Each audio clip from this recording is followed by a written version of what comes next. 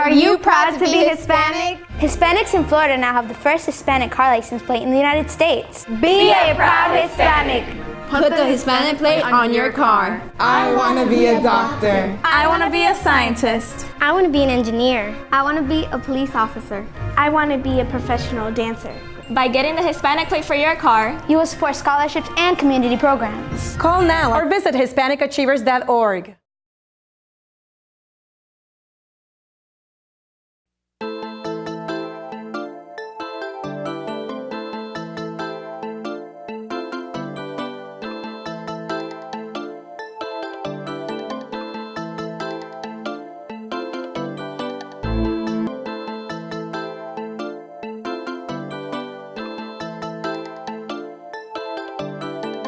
Good evening. Welcome to another segment of EduTV. We talk all things education, and we like to try to represent all points of view. Today, I have with us two wonderful guests.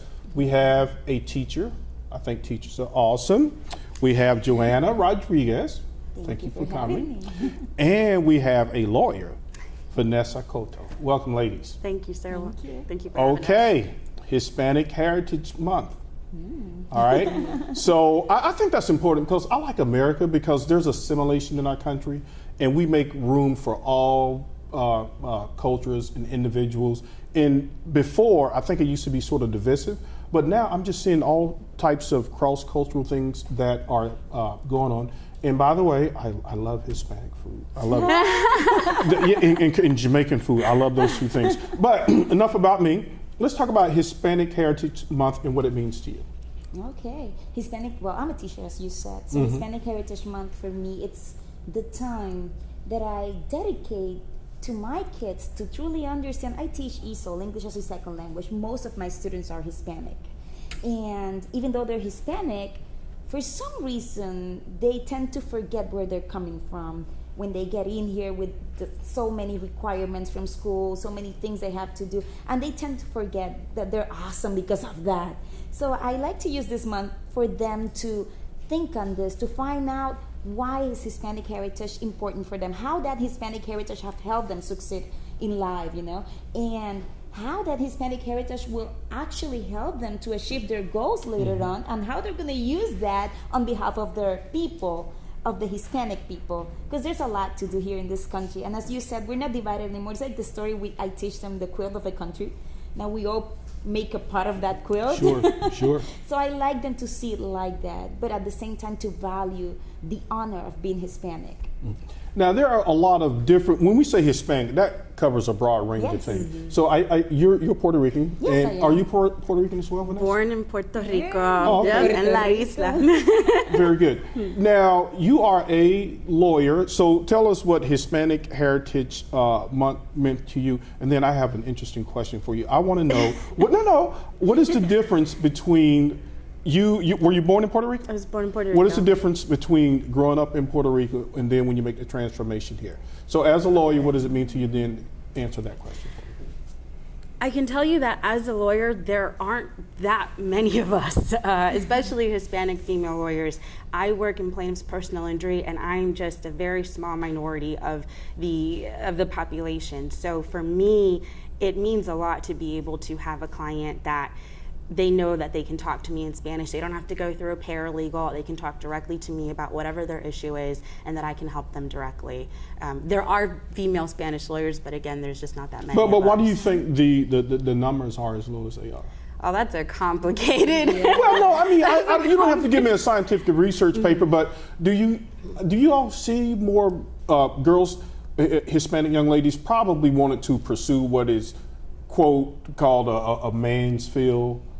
Something like a lawyer, or? A lawyer is definitely a man's field. It's the good old boys club. I mean, it certainly can be at times. Same thing with the medical field. A lot of it is very male dominated. Being an accountant, it's very male dominated. And I think with Hispanic women, a lot of us are trained to really cater to a man and to get married early and start having children. Even me, I'm almost 30 and I don't have children, and I'm a weird anomaly in my family. Oh, okay. Like, when are you going to start having kids? And I'm like, I'm not ready yet, you guys. Right. I'm not ready. It's not time. I still have things I got to do professionally before then. So I think that as far as the culture goes, there's definitely a lot of pressure for the women to start building a family more than there is building a profession and to build because a law career. school in of itself is difficult enough, and then the profession. It's hard work. Right. It's a lot. Now, as a teacher, how do you inspire young ladies to say, hey, dream, you can be whatever you want to be? Definitely. How do you do that without saying, okay, you can still get married and have a family, but how do you teach kids how to balance that so they don't think you're leaning one way or the other on that issue about becoming a professional? It's a really good question. I know. Well, I always tell them that there's time for everything, but I usually use my own experience. Okay. I got married when I was in my second year of college, and I will marry my husband again over and over, but I would definitely wait because it was a lot harder for me to finish my bachelor's degree then. And I use my experience just to transmit to them how important it is to finish first what you're doing in terms of your professional field and then take care of the other stuff.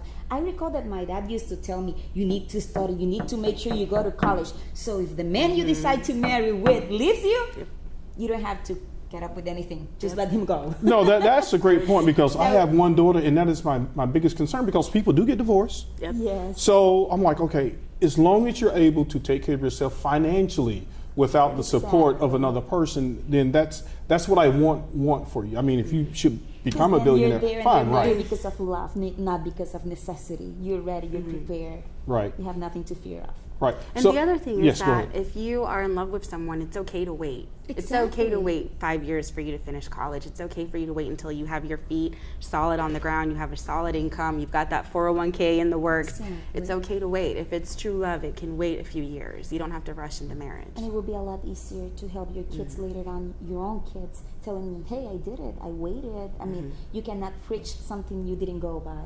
So Right. if you do it yourself, it's a lot easier for them to do it later on with their kids. So I always explain them that, and they seem to understand.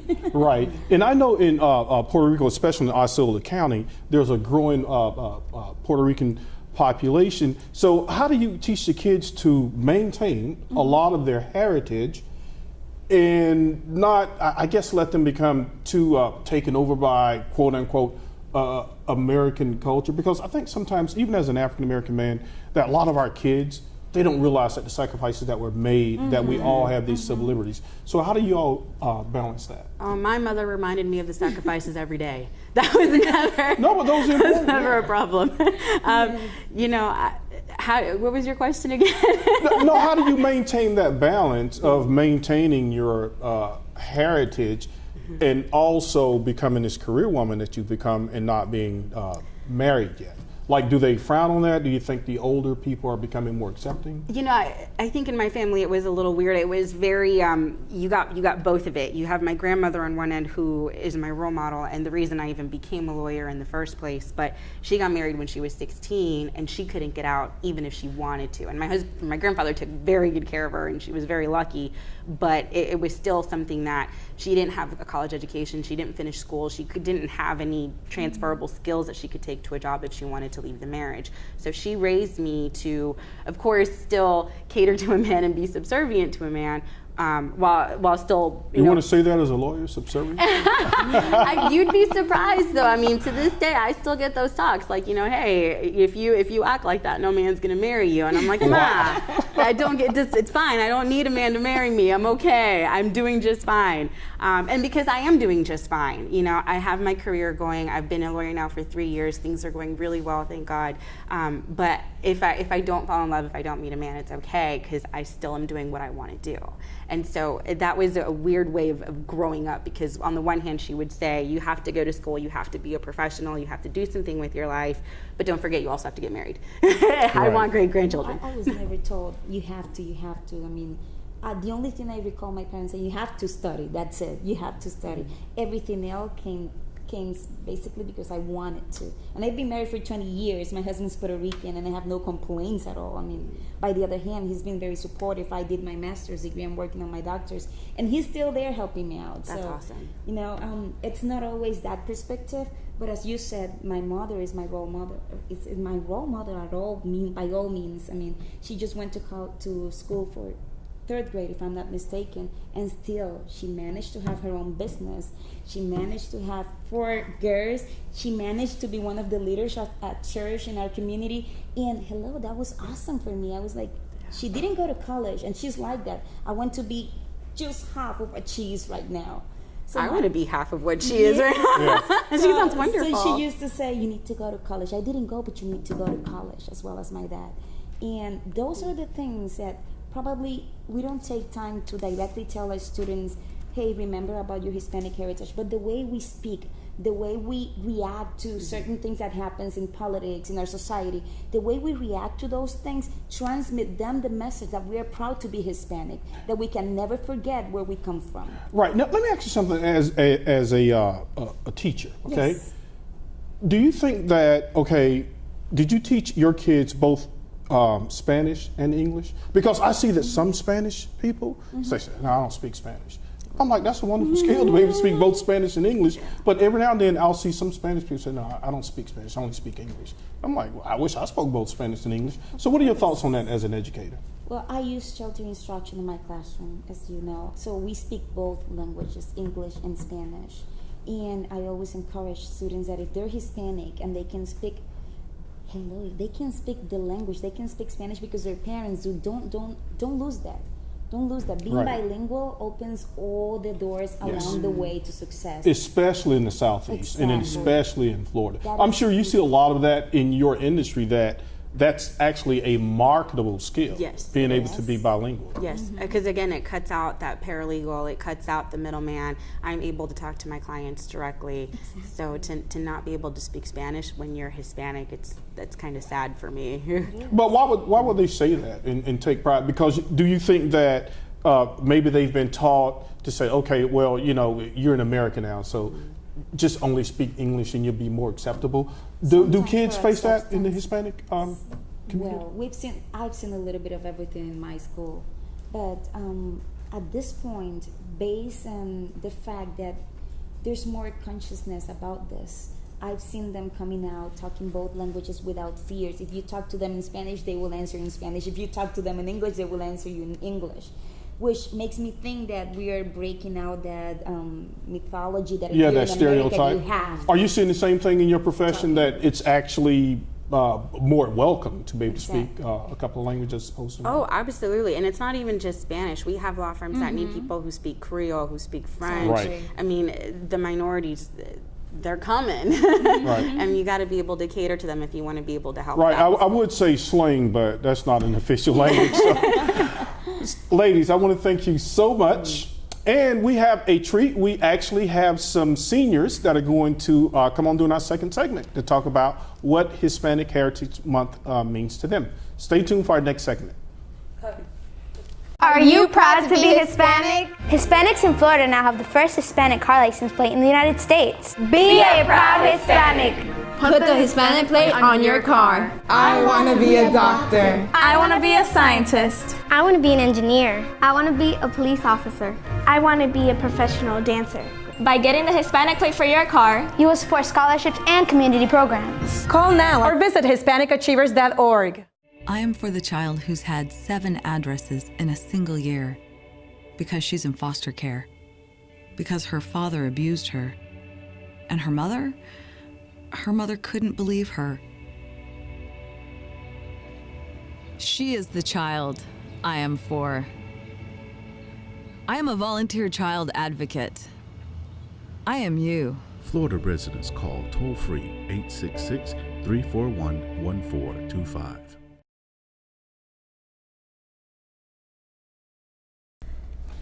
Thank you and welcome back to our second segment. We always like to bring you the latest and greatest talking about education.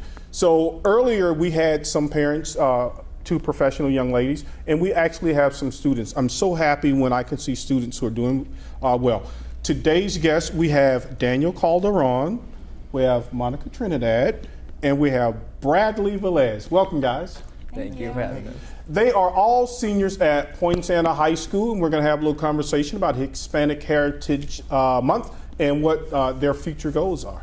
All right, so Daniel, what does Hispanic Heritage Month mean to you? Any special plans or celebrations? Well, I would consider Hispanic Heritage Month a month of just really recognizing our culture and our heritage and how much it's because you know Hispanic is who we are. You know, it's Right. what we represent in real life, and I believe this month is just literally for that, just to help us recognize and remind us of who we are. You think a lot of your friends are just as proud as you are too, because sometimes they always say like, oh, the young kids, they don't appreciate their culture and heritage. So do you see some of your friends too sort of having that appreciation for Hispanic Heritage Month and some of the sacrifices that your parents and grandparents have made so that you guys can have a better way of life? Well, I believe every culture has something unique. So I believe like when there's something unique, you know, and it's a good and unique, you have pride in it. So I feel like either Hispanic or not, like if there's something you can point out in yourself, and as Hispanics, you know, we definitely have those opportunities of you know, being unique. Yeah. So when you have that unique and you find it, whether in your family, in your home, or you know, at school with your own friends, you know, you take pride in it, and you take pride in your culture. And I believe Hispanics, we all have that uniqueness. Okay, great. Bradley, hold that thought. I know you want to get in. We don't want the young lady to go last. We don't want to be chauvinistic. All right, Monica, what does Hispanic Heritage Month mean to you? Well, as Daniel was saying, is very... You're very proud to be Hispanic. Now, I understand that you've been here in the United States from Puerto Rico, right? So what are some of the differences that you've seen from the island of Puerto Rico to here? Because Orlando is a very big, sprawling and growing place with many different types. Because when we say Hispanics, you're talking about more than just Puerto Rican. You have South Americans, Central Americans, Mexicans. So what is a basic difference or something you would like to talk about, the difference between Puerto Rico and being here? Well, here in the United States, we have like a lot of opportunities for the Hispanics, and yeah, So you see that there are a lot more opportunities here in the United States that you probably wouldn't have in Puerto Rico because it's smaller. Yeah. Okay. No, not because it's smaller. Because there's just like so many opportunities with the states and New York and California and just all the opportunities that you have. Yeah. Okay, very good. Bradley, what does Hispanic Heritage Month mean to you? It's very important to me because we Hispanics are very united people, and we know that alone we can get extremely far, but yet we understand that together, when we form one body, one mind, one spirit, we can go like beyond the cosmos. We can do, we're basically unstoppable. Nothing can chain us or retain us, tame us. Mm-hmm. And it really makes me proud to be Hispanic. And our ability to adapt is to many situations, like moving from Puerto Rico to the United States is a challenge sometimes. I had a blessing since we are Hispanic. We're very exposed to many cultures. And that blessed me with a second language, which is English. Spanish is my main language. And it really opens many academic, I believe you're going to tell them about that. What is your next step? You're going to be graduating. You guys at Poinciana High School. You're going to be graduating. So just talk to me about your passion. What is something that you like to do, something that you just like to share with people? What is your favorite thing? I understand that, I think earlier you were talking about like maybe studying psychology, but feel free to discuss anything, any passion that you have that you think is, that you want to share with the audience. I believe, especially as Hispanics, we have a very selfless type of culture. So, you know, a passion of mine is helping people. I love helping people. And, you know, I feel like that's part of who we are. You know, like Riley said earlier, we're very united, you know. We're a very connected type of people, and you know, I would love to be a psychologist in the future. Like in 5 years, I see myself as a you know, graduated and as a psychologist, you know, helping my community and seeing how I can help them out. You know, doing good in what I do, doing good at what I do, and how I can help. Serving as role models, because you guys are that up and coming generation. Mm-hmm. So whatever progress that you all make, you're gonna have to reach back and help others out. What do you think about that? Well, I want to be a police. So. Ooh, Monica, yes. want to be a police? Okay. Okay. All right, why do you want to be a police? Because I love helping people and I love the law, and I go very stricted about that. So, yeah. All right, folks, don't let Monica stop you. She says she's very strict. She's going to be a very strict cop. And so now, will you give your aunt a ticket if you call her speeding? Yes. There you go. So, Tia, don't speed. Monica will get you. Bradley, tell us about your career aspirations. Yes, I would like to specialize on virology, which I will start in pharmaceutics. And if I were to decide to stop at the 4-year point and become a pharmacist, I would already have a pretty solid career, but my plans are to keep on elaborating upon it and become specialized in virology. And it really helps, like, being Hispanic, bringing it back to our heritage, and bringing it back to our ability to adapt and learn, like, our, how do we say this? Our exposure to many cultures really expands our field of knowledge. Right. And then our ability to talk English and Spanish fluidly really opens every single door we can. That is definitely an advantage. Let's see how we explain this. No, you explained it quite well. Now, no, because I wanted to get to, we only have a limited amount of time. Your interest in medicine, yes. You won a competition in Puerto Rico, and now you've taken that knowledge and you brought it. So tell me about the competition you won back in Puerto Rico. It all started as a district science fair for a project for my teacher. And when I won second place, first and second place went up to regionals. And that's when I got it more serious, because people kept on saying I couldn't do stuff at school. And my teacher really put that weight on me. Like, she wanted me to prove to her I was capable of doing it. And blessingly, I won first place on the regionals, and I won the grand prize to represent Puerto Rico in Arizona in the International Science and Engineering Fair. Oh, wow. That's very good. STEM careers are very good. They're in high demand. And science, technology, engineering, math, and you guys make a lot of money. But I know money's not everything to you, but that's a good field. What do you think of the schools here in the United States? Are they too big or about the same size? Or? No, they're big, but it's good. I love it. Have you had a lot of help from your friends, people helping you out? My teachers are good. They teach me a lot. Oh, okay. Yeah, they're amazing. We have many clubs too. Oh, okay, great. Yeah. Okay. Now, guys, I'd like to ask each one of you all this. So who wants to take it first? It's not on my paper, so you can't cheat, Daniel. So no. I just want to say, ask you guys, who's a hero to you? It can be a family member. It can be a famous historical figure. It can be anybody. So we'll start with you first, Monica. Do you have a hero that you're most proud of? Everybody has a hero, but mine is my mom. She has told me everything I know, and yeah, she's a role model for me. Very good. All right, Daniel. I would consider Jesus my hero. That is a very good hero. And he saved me for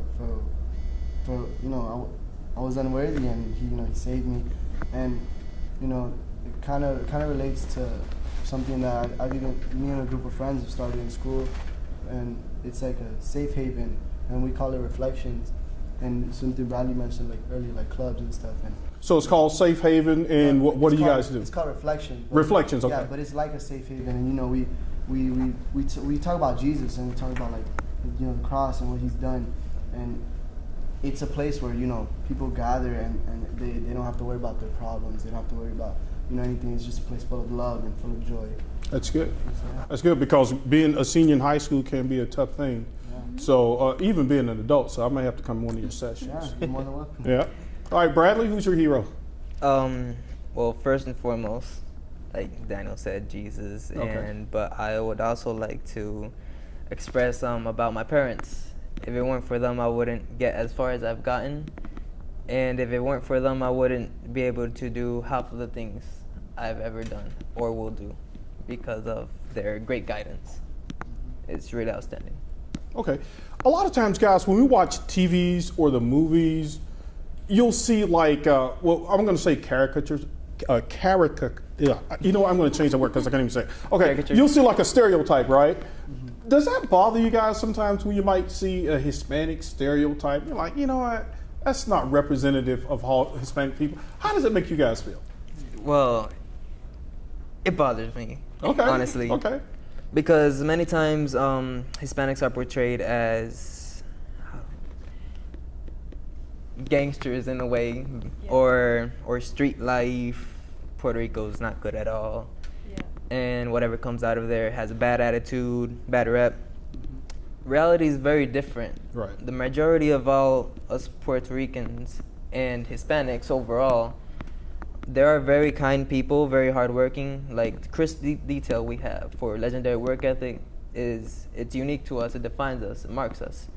It really annoys me sometimes that we are portrayed as something less than what we are.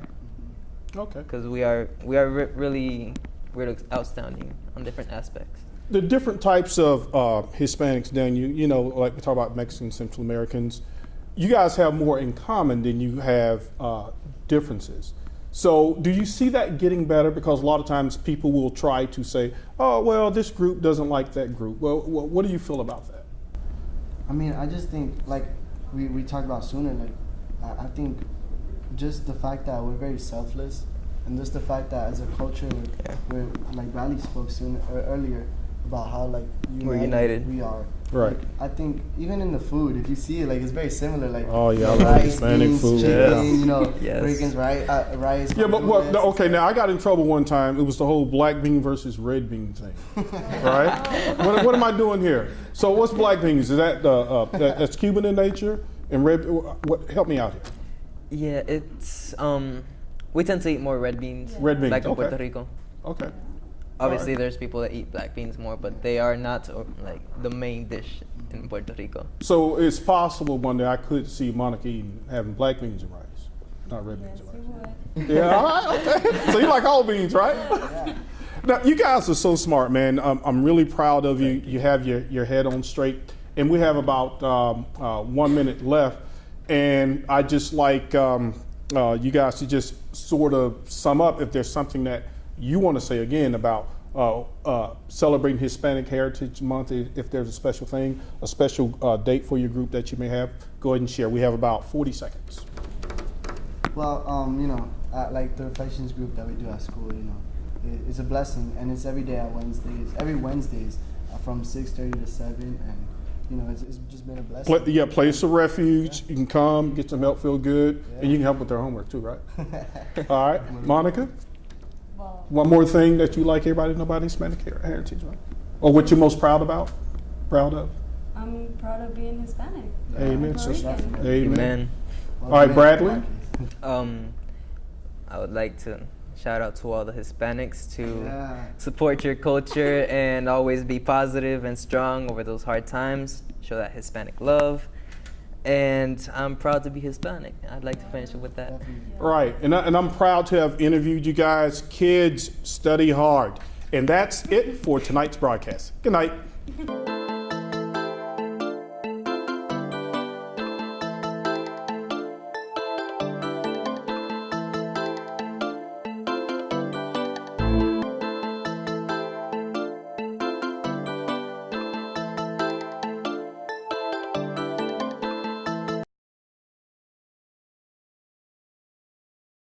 My name is Nilmarie Zapata, and I am a Latina role model because I believe that you can overcome any circumstances that come in your way and be the best version of yourself. Hello, I'm Sandra Rivera, and I'm a Latina role model. Whatever your struggles are in life, whatever you don't have or don't have access to, don't use that as an excuse for not pursuing your dreams and moving forward. Get out of your own way and get out of your comfort zone, and you will be amazed at the growth that you will experience. My name is Janitzi Velez, and I'm a proud Latina role model. Please embrace your uniqueness, be gracious, and everything that you do it with courage. You are great, and you will do great things. I'm attorney Joanna Rodriguez. I am very proud to be a Latina role model. And for you, my message is never quit, keep at it and work 24/7 for whatever dream you have, because your dream will become a reality.